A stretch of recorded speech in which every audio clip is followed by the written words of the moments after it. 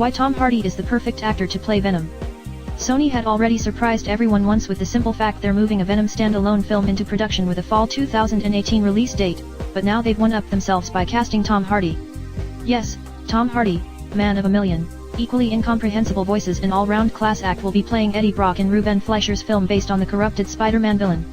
An announcement was obviously going to happen soon if Sony were actually going to follow through on their promise of an 18-month production, but nobody expected Hardy to be headlining. There'd been no rumors or even speculation on this. Now the initial shock has subsided, though, there's really only one conclusion: they couldn't have snatched up a better star.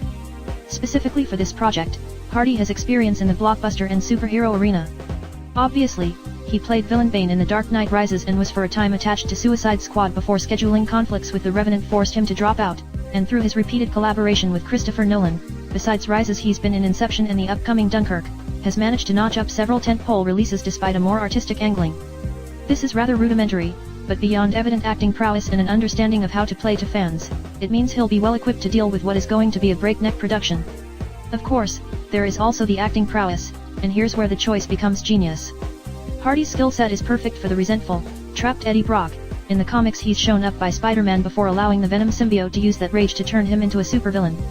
Yes, in the day-to-day he's a down-to-earth actor who's able to present real class, see Inception, Legend, his CBBS bedtime stories, but when you give him a role with meat he shows immense, varied hidden depths. Lock, the other side of his dual role in Legend and The Revenant.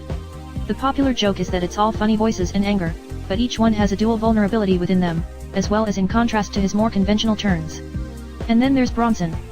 Made before he was a household name, Nicholas Winding Refn's unhinged biopic on Britain's most violent convict Charles Bronson, real name Michael Gordon Peterson, gave Hardy a chance to show how unsettling and demented he could go. When he was cast in The Dark Knight Rises, Bane's physique was treated like the obvious extension of the role, but in light of the Venom news it feels a bit misguided. While the masked revolutionary definitely was a tough fighter and shared similar gypsy fighting origins to Bronson, not much in terms of acting technique was actually used.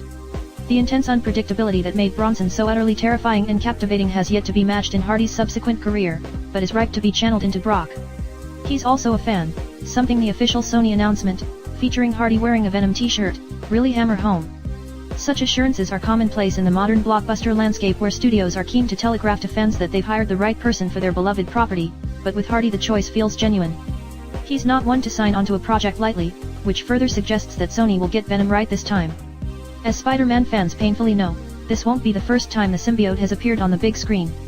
He was the primary antagonist of Spider-Man 3 and the core of many of the disappointing film's problems. From dancing emo Peter Parker to a complete lack of genuine peril, it's fair to say Sony has managed to ruin Venom most out of Spidey's rogues, with perhaps the exception of Electro in The Amazing Spider-Man 2. And that's the other side of Hardy's casting. It's not just a case of the actor fitting the part, but of the actor essentially making the part remotely interesting. Source: ScreenRant.com